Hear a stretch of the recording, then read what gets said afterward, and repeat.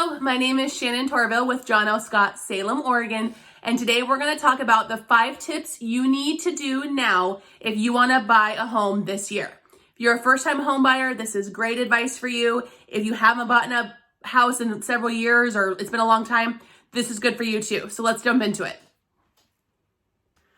The first tip I'm going to suggest you do, and remember, these are my suggestions. You may have somebody else and they may tell you something different, but you came to this channel for my advice, so here you go, here you get it. The first one would be to check your credit score. You can pull your credit score off of something like Credit Karma.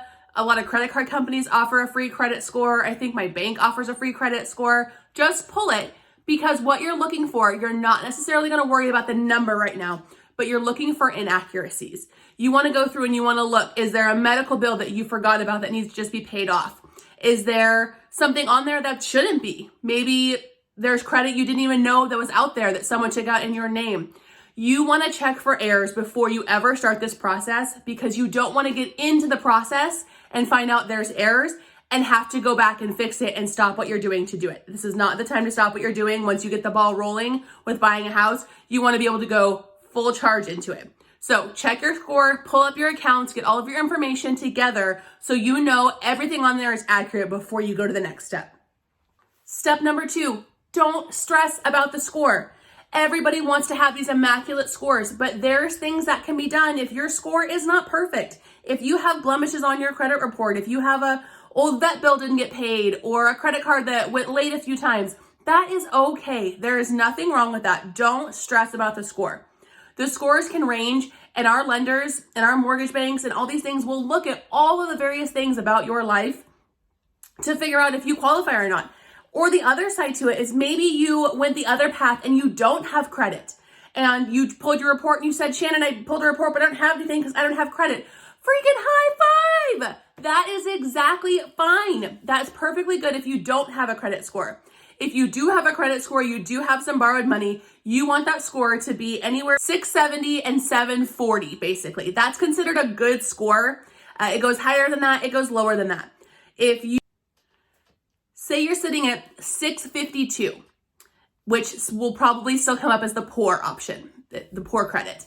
That does not mean you stop. That does not mean you turn off this video and say, dang it, I gotta push until I get up to that 670. No, that is okay. Just make sure your accuracies are there, everything is accurate, and make sure you're getting to that range or you're close. Even being close, you could still qualify for a mortgage loan just by being close.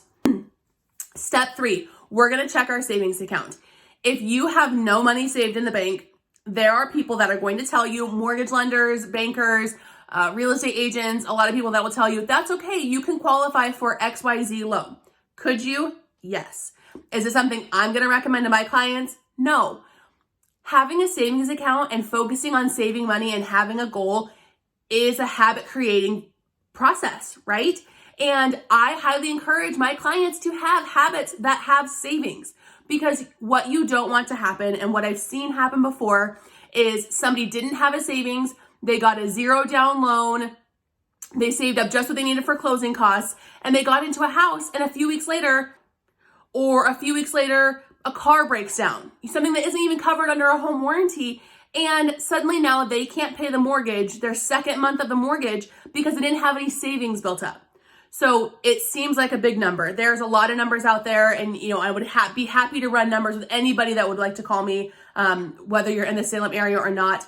But you have to have a savings account. The target number I would shoot for would be 10%, because it's such an easy number. So what I would do is I would go to Google and I would type in average price of homes, Salem, Oregon. If you did that right now, it would come up and say $343,000. So 10% of that, $34,000. That's at least what you're gonna wanna have in the bank to get this job done. And it doesn't mean that if you have a little less, I can't work with you. I'm not setting these crazy standards or bars or anything. I'm just letting you know, getting your foot in the door, having a solid savings account, having your stuff together when you go to buy a house is where you need to be. There are loans that in certain areas, there are FHA loans that don't require a 10% down. There are conventional loans that don't require 10% down. They only require 5%. There are loans out there for people, but let's have a big stockpile of money ready to go. So that way, when it comes time to buy a house, you have everything you need to make it happen.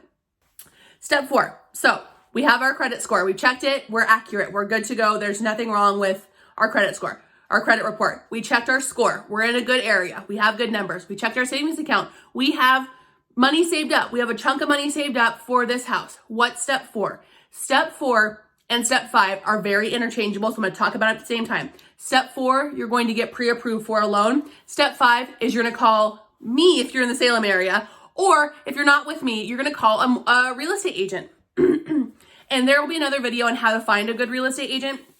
I will definitely give you guys some tips and tricks on how to find a good, hardworking real estate agent, but you're going to want to do one of those things. So how do you get pre-approved? The easiest way to get pre-approved is to go to number 5.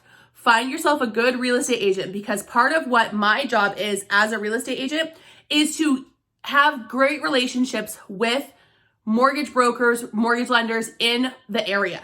So right now, as we speak, if you came to me and said, okay, Shannon, my credit report is accurate. My credit score is 780 and I have $20,000 saved in the bank. I would say, okay, let's go talk to this person.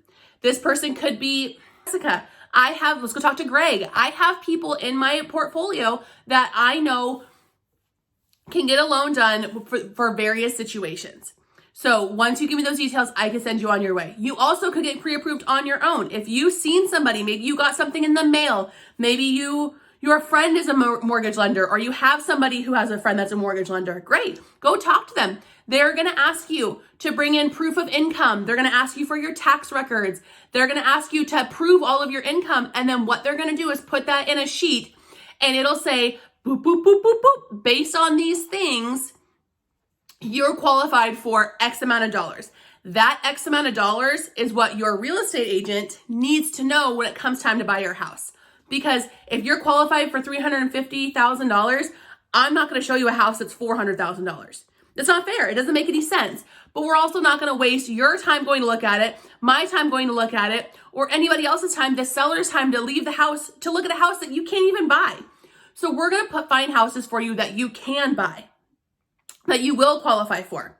And there's a lot of things on the back end of maybe you won't even qualify after that. There's things that come up, which happens. It's part of real estate. It's part of why I love real estate, because it's always changing and always never the same thing every day. But at least you have your start. So let's review the last things again, or let's review them all again.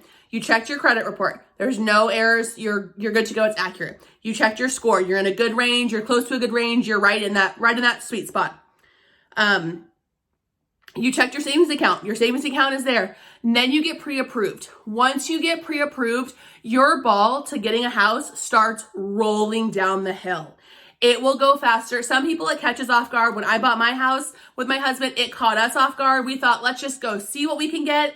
And we were in there on a Thursday, and then Friday morning we were looking at houses. Like, it was that quick. So that's how you get the ball rolling. If you have any questions, or if there's anything I can answer for you, please feel free to reach out to me. All my contact information is here. And let me know. I would love to start the conversation with anybody who wants to just start the process.